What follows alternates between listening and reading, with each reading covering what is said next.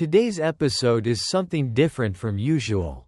Today, I'm going to tell you my process for writing an episode of English spoken stories. A process is the way something is done. I'm going to tell you my process for making the podcast and the best way to learn a language in general. Why? Well, I realized that I have thought a lot about the theory behind the podcast, but I have never shared it with you, listeners. Hopefully, this episode will help you better understand how to study languages, and if you are a language teacher, how to teach better. Around the time I first started the podcast, I was reading a lot of research about second language acquisition. A second language is a language that you learn after your first language, your native language. So, my first language, for example, is English, and French is my second language. Technically, you can have third, fourth, fifth languages, and so on. But we often use second language to talk about all languages you learn after your first. Acquisition means acquiring or getting something. In this context, it means learning. So, second language acquisition is the study of how we learn languages. You might be thinking, why do you use the word acquisition, then? Why not just say second language learning? Well, that's because we learn languages in a different way than we learn other things. Usually, when we hear the word learning, we think of reading books, studying, and memorization. Memorize means to make yourself remember something. For example, when my parents were at school, they had to memorize poems so that they could recite them without reading off the page. But languages are not like that. You can't just memorize all the parts of a language. This is because the skill to acquire a language is innate.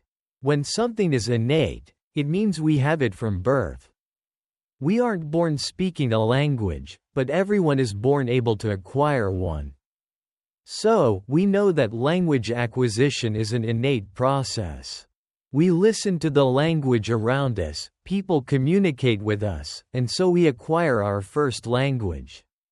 How we acquire our first language hasn't really changed much in human history because it works. What doesn't work so well is language teaching, at least for most people. Think of your language classes at school. How many students spoke the language well after years of classes? How many students continued to learn after leaving school? Language teaching is mostly still the same as in Roman times. For thousands of years, we've understood that there is a list of grammar rules that you learn. Then you fill in the gaps with vocabulary, and bam, you're speaking a language. Except that doesn't usually happen, does it? Now, some of you might have enjoyed this way of teaching. Some people have brains that understand grammar very well. I'm one of those annoying people myself. But you probably still studied English for years without feeling like you could actually speak it. In the 1970s, a linguist called Stephen Krashen had a hypothesis. A hypothesis is an idea in science that someone is trying to prove. For example, there is a famous story about Isaac Newton. Apparently, an apple fell on Isaac Newton's head, and that inspired him to create a hypothesis. His hypothesis was that things are pulled towards the earth, the ground. This hypothesis became the theory of gravity. Stephen Krashen's hypothesis was this: we learn languages by communicating and understanding messages. He called this the theory of comprehensible input. Comprehensible means easy to understand, and input is information that you put into something. For example, when you press a button on your computer, that is input. It tells the computer to do something. When I speak into the microphone, that is also input. The microphone uses sound as input and records it. Stephen Krashen believed that we acquire language by receiving input, reading, and listening that is comprehensible, easy to understand. In other words, we learn language when people speak to us in a way we can understand, when we read books we can understand, when we listen to podcasts we can understand, maybe like this one, and so on. In one of his talks, Stephen Krashen gives an example of an experience that inspired his theory. He was working as director of English as a second language at a university in New York in the 1970s. Next door to his apartment lived a family who had recently moved from Japan. So, of course, he tried teaching English to one of the children, a 4-year-old girl called Hitomi. How did he do this? He encouraged Hitomi to practice speaking. First, he told her phrases to say, "Do you like that ball?" But she said nothing. Next, he gave her the words to say, "Ball, say ball." She said nothing. So then he broke down the words into individual sounds, bol, ball. Still, she said nothing. He tried making a deal with her, making an agreement with her, saying things like, "I won't give you the ball until you say the word, ball." By now, you can probably guess that this didn't work. Then, 5 months later, Hitomi started to speak. By the end of the year, Hitomi could speak almost as well as the other kids her age in the neighborhood. So, what happened in those 5 months when Hitomi was silent? It seemed like she wasn't learning, but she was. She was listening, she was understanding things in context. She was acquiring language through comprehensible input. Now, you may be thinking, hey, I spend lots of time watching TV shows in English, and it's taken me a lot longer than 5 months to be able to speak well. Think of it this way. In those 5 months that Hitomi was in New York, she was surrounded by English all day, every day. And because she was a child, people would be trying to make things easy for her to understand. For those 5 months, that silent period, Hitomi wasn't speaking, but she was acquiring. And importantly, she was communicating. When people talked to her in English, she didn't just stand there and do nothing.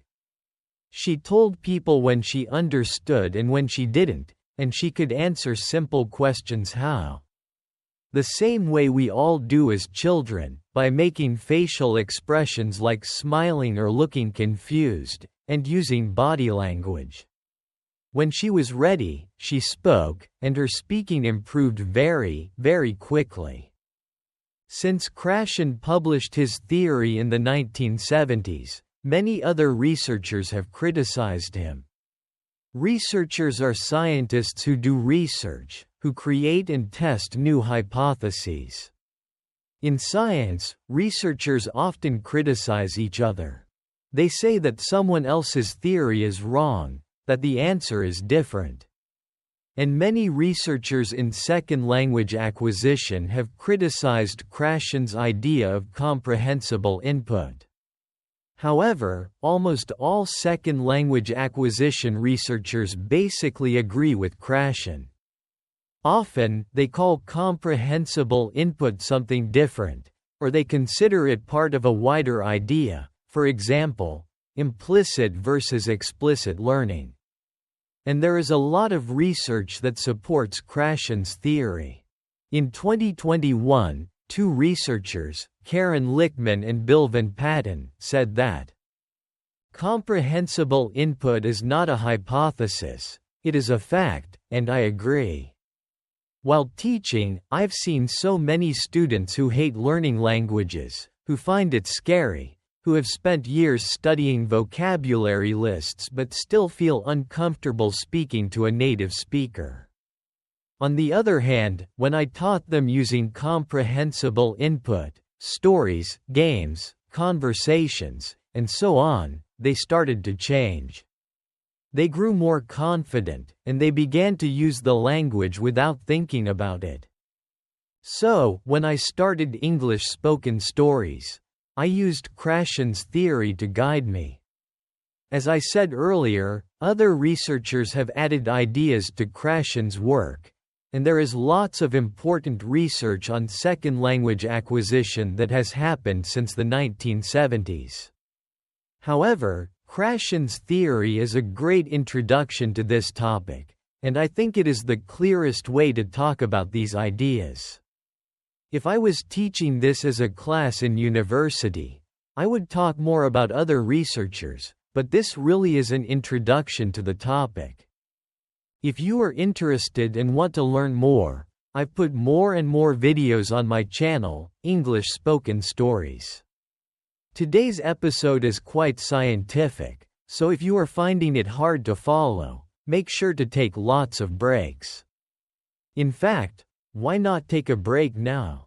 Go get a cup of tea, go to the toilet, or get some food. I'll see you in a bit. Break. So, the theory of comprehensible input is made up of 5 hypotheses. I'm going to explain each of the 5 hypotheses, then I'll tell you how they helped me design English spoken stories.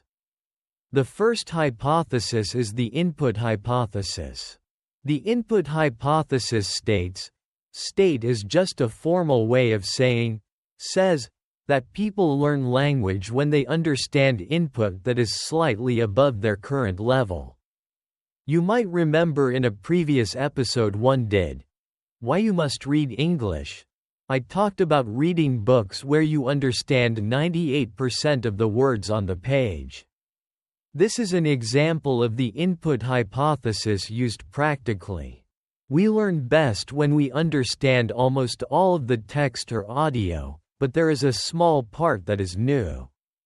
Often, we can figure out what the new thing means.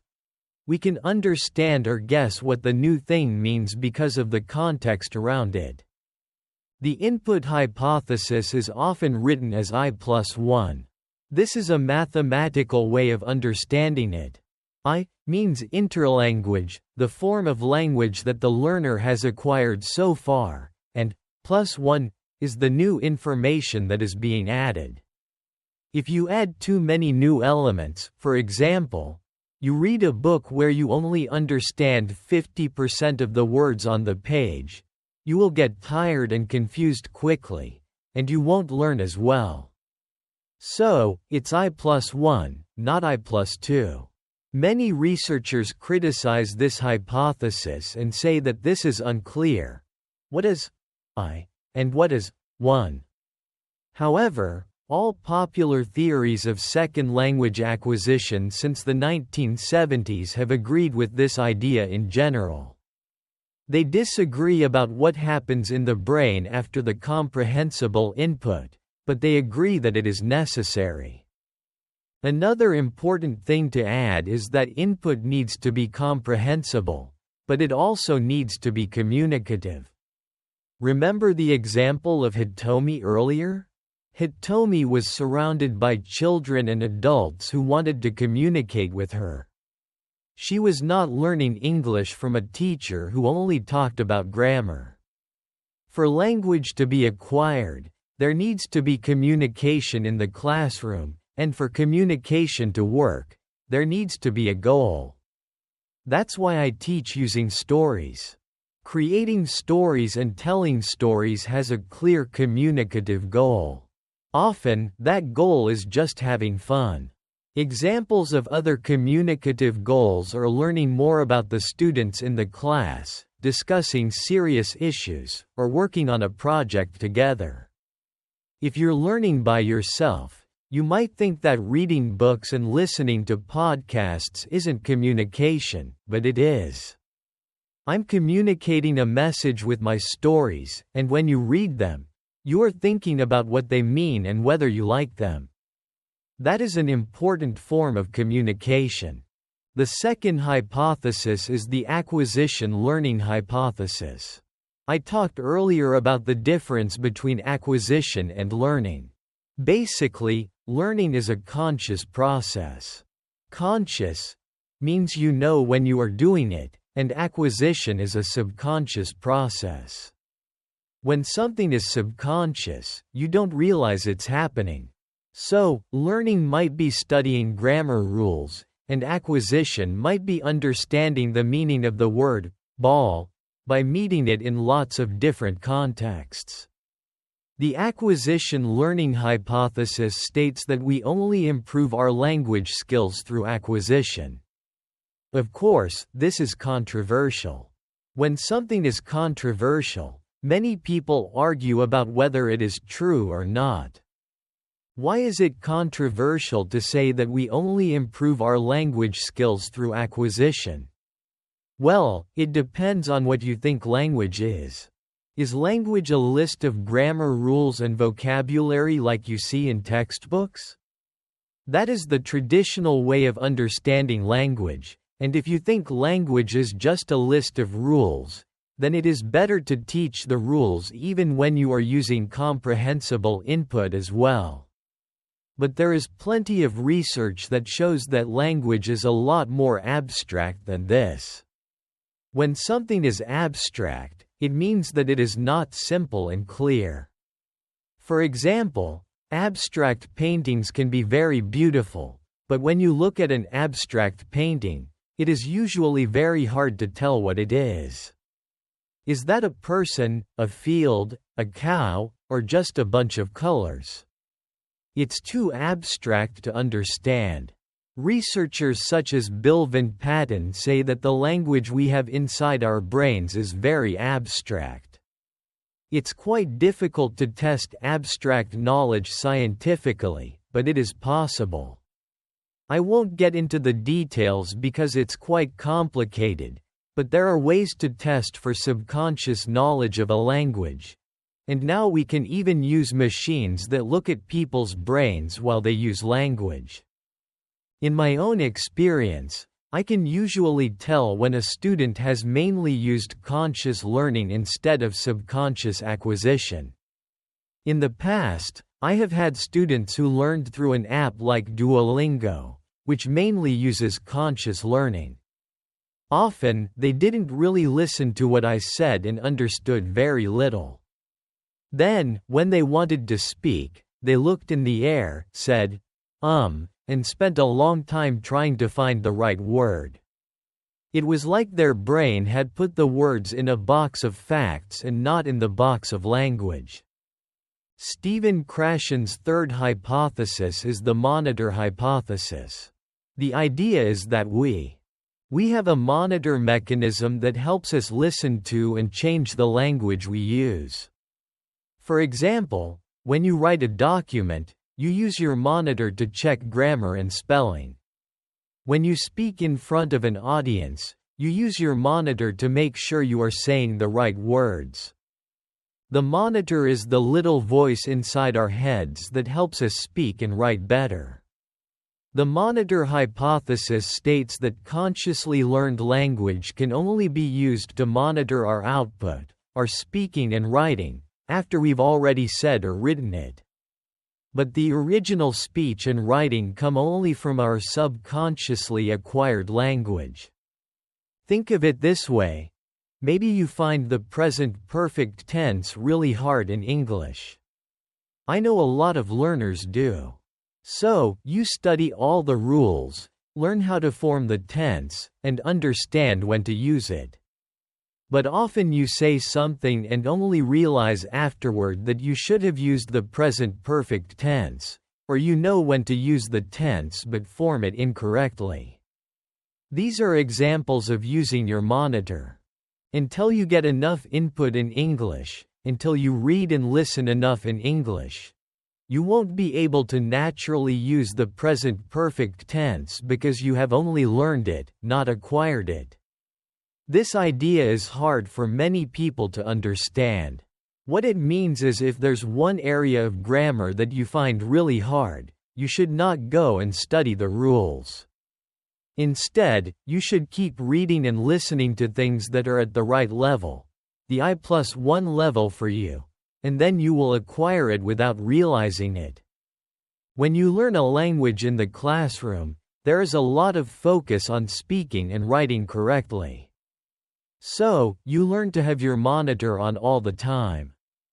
For some students, this creates big problems. They find that they can never relax in a conversation. They're always worried about making mistakes, and so they have less energy to understand the person they're speaking to. So, if you can, please switch off your monitor. Find people who don't correct your grammar and who make you feel confident while speaking. Stephen Krashen's fourth hypothesis is the natural order hypothesis. The natural order hypothesis states that all learners acquire certain things in a specific order. Interestingly, the natural order of grammar acquisition is quite different from what people expect. The grammar that we often think is simple is sometimes acquired much later than other grammar points. For example, in English, we add an s to the end of verbs in the third person singular of the present tense. For example, we say, I walk, but he walks. This is quite a strange rule because verbs don't change like this otherwise in English. Research shows that in first language acquisition and second language acquisition, this grammar point is acquired very late.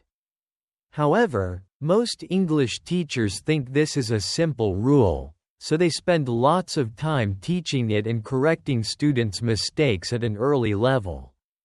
This wastes time and makes students feel bad for not understanding something simple when actually it's one of the last things native speakers acquire as well. If you think of language as a list of rules, then it makes sense to teach this way. But if you believe that language is abstract, then this doesn't make sense. Since Krashen's original theory, research has shown that this idea is true and that actually there is a natural order for many parts of language. This is sometimes called ordered development. The order can change a bit depending on your native language, but it mostly stays the same.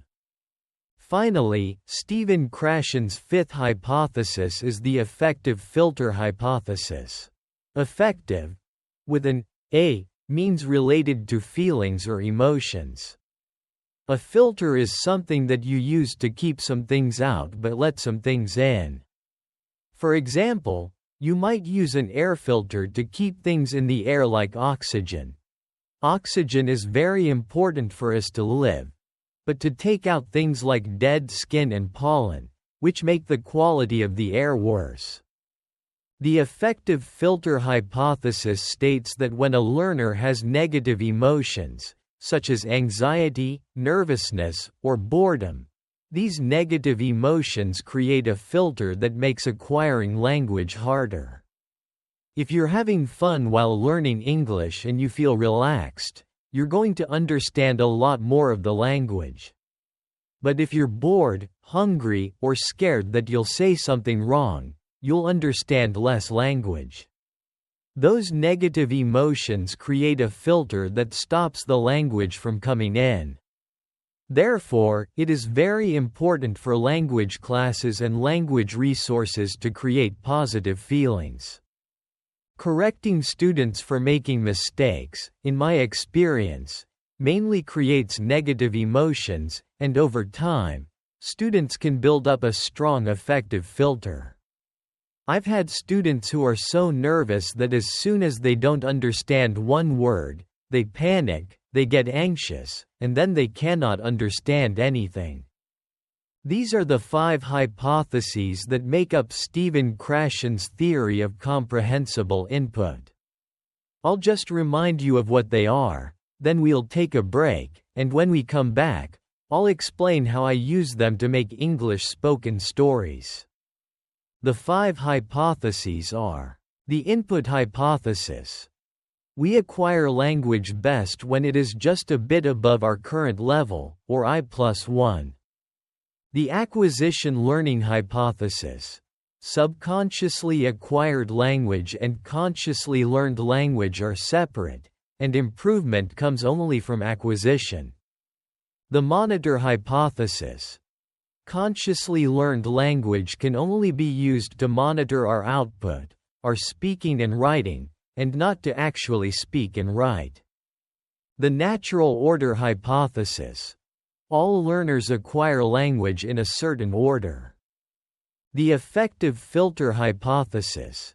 Negative emotions can create a filter that makes acquiring language harder. That was a lot, huh? Your brain must be hurting now, so let's take another break. You could even go and sleep for a bit or come back to this episode another day. Don't worry, I'll still be here. Break. In the past, when I taught English to groups, the issue always was, how do I make myself comprehensible to all these people? It's the same question I had when I started English spoken stories. I already knew how to make my classes and my podcast fun with stories. Of course, this isn't an original idea of mine.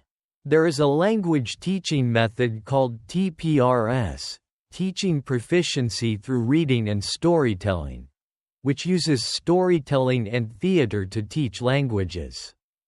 But when you teach in a real-life classroom, there are many ways to make yourself comprehensible. You can draw pictures, make gestures with your hands, and translate individual words. Plus, students can tell you when they don't understand, and then you can explain. Often, students come from similar language backgrounds, so you can use words you know they'll understand. For example, if I'm teaching Spanish students, I know they'll probably understand the word comprehensible, because it's similar to the Spanish word comprensible. These words are called cognates. Another example of an English-Spanish cognate is nation and nación. But with a podcast, you can't use pictures or gestures, and I wanted the podcast to be useful for listeners around the world, so I didn't want to use the cognate method or translation. So, I had two main ways to make myself comprehensible. I could explain the meanings of words and sometimes use sound to explain the meaning. That's why I decided to use 4 levels: beginner, pre-intermediate, intermediate, and advanced, to divide up the stories. Fortunately, there is a fantastic resource called English Profile, which tells you what words belong to what language level. They use data from English language exams around the world to decide which words were beginner words, which were intermediate words, and so on. They use the levels from the Common European Framework of Reference, or CEFR. You might have heard of the CEFR before. It has 6 levels: A1, A2, B1, B2, C1, and C2. The beginner-level episodes of English spoken stories are A2 level, the pre-intermediate episodes are B1, the intermediate episodes are B2, and the advanced stories are C1 level. I decided not to do A1 or C2 because A1 is very hard to teach without using translation, drawing pictures, and so on, and when you're at C2 level, you can. Usually, I start using resources that native speakers would use. For example, reading Harry Potter or watching the TV show Friends. Every time I write a new story, I decide what level it's going to be and then use the English Profile vocabulary lists to make sure that all the words in the story are at the same level or from a lower level. I also try to include around 10 new words, which I explain the meaning of at the start of the episode. These are always words from a higher level. So, when I write a beginner-level story, I try to only use A2 and A1 level words. But maybe I want to use the word smile, which is a B1 level word. Then I will make sure to introduce smile earlier in the episode and explain its meaning. This is following Stephen Krashen's input hypothesis, I+1. Following the acquisition learning hypothesis, English spoken stories focuses on only providing comprehensible input. I almost never talk about grammar on here, and I teach words in context. The monitor hypothesis doesn't affect my podcast very much, as I can't stop you from using your monitor when you're speaking and writing. But my hope is that the easily comprehensible stories will help you relax over time and use your monitor less. Similarly, I try to make the stories as fun as possible so that you don't get an effective filter when learning English. Or, if you already do get very nervous about English, my fun, relaxed style will help with that. Many listeners have told me that they listen to the podcast before bed or that they tell the stories to their children. This is fantastic. You're having so much fun. You've forgotten that you're supposed to be learning. Finally, following the natural order hypothesis, I don't worry about grammar levels. Instead, I try to make the lower level stories less grammatically complicated. I do this by using shorter sentences and making more direct references. Let me give you an example. In an advanced story, I might say, George took off his hat and sat down at the table. There was lots of delicious food there, which was good because he was hungry. In a beginner-level story, I would say, George took off his hat and sat down at the table. There was lots of delicious food on the table. That was good because George was hungry. See how I said, on the table, instead of, there, and, George, instead of, he. This is less complicated, so it takes less time for our brain to understand. As you get more comprehensible input, you become more comfortable with the language, and your brain can understand it more quickly. That's why you can understand much more complicated sentences at higher levels. Traditional language teaching doesn't understand grammar in this way. Instead, teachers say that there are beginner-level grammar points and advanced grammar points. The passive construction is a grammar point that is usually considered advanced. An example of the passive construction is saying, the office was built, instead of, they built the office. If you believe that language is abstract, then this doesn't make sense, and this idea of grammar levels is terrible for communication and telling stories. For example, some language teachers only teach the present tense for the first year of classes because they think the past tense is more advanced than the present tense. So, for a whole year, you can only talk about things happening right now. You can't talk about anything that happened in the past. I don't know about you, but I can't tell stories that way. Sometimes, I need those advanced grammar points in my beginner-level stories. And to enjoy a story, you only need to understand the meaning of what is happening. If you don't know all the little pieces of grammar yet, that's fine. You will acquire them later after seeing the grammar enough times. Okay, this is all sounding quite abstract, so let me give an example. I'm going to give you 3 sentences. They are all talking about a similar idea, but they start with simple grammar and go up to advanced grammar. However, I have changed one of the words to a made-up word, a word that is not real. See if you can understand. I blonned the cake, and she arrived. I had just blonned the cake when she arrived. She's already here, but don't worry, the cake has been blonde. Did you understand the meaning of the first sentence better than the third? Maybe a bit, but you're still not sure what "blony" means. But if I say, I cleaned up the cake, and she arrived. I had just cleaned up the cake when she arrived. She's already here, but don't worry, the cake has been cleaned up. Then you probably understood quite well.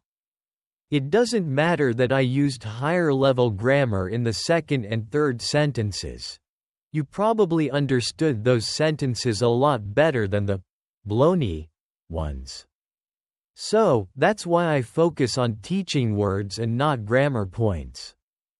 So that's it. That's Stephen Krashen's theory of comprehensible input, and that's why I do the podcast the way I do. Well done for listening to all of this. You now understand language acquisition better than most people. You now understand language acquisition better than a lot of teachers.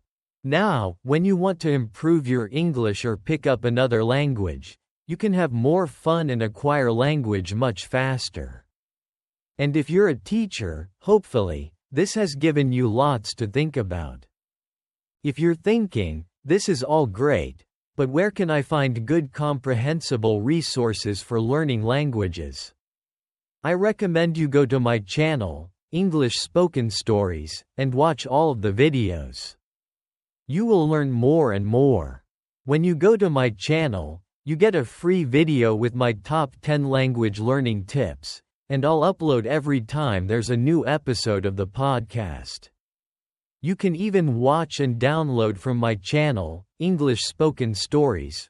Really, I don't mind. Of course, you might also be thinking, but Jam, I love studying grammar. And that's fine. Do what you find fun and what you can keep doing for a long time. As long as you're still improving, that's all that matters. On the other hand, if this episode has sparked an interest in you, when something sparks an interest, you become very interested in something new. If this episode has sparked an interest in second language acquisition theory, then I recommend you listen to my episode, Why You Must Read English, already uploaded, where I talk more about research into reading and language acquisition. You can listen to Why You Must Read at English Spoken Stories. There's even some stories in there. I'm going to do another episode soon called How to Teach a Language, which will give advice for people who want to teach a language to a friend or partner. I know many people speak less commonly studied languages and have a partner who wants to learn it. Actually, I've been teaching Esperanto to my girlfriend, and I'm going to talk more about that in the episode, How to Teach a Language, and give lots of practical advice. Thanks very much for watching this lesson.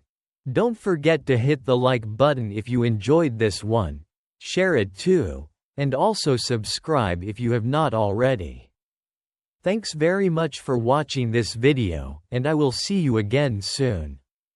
Bye.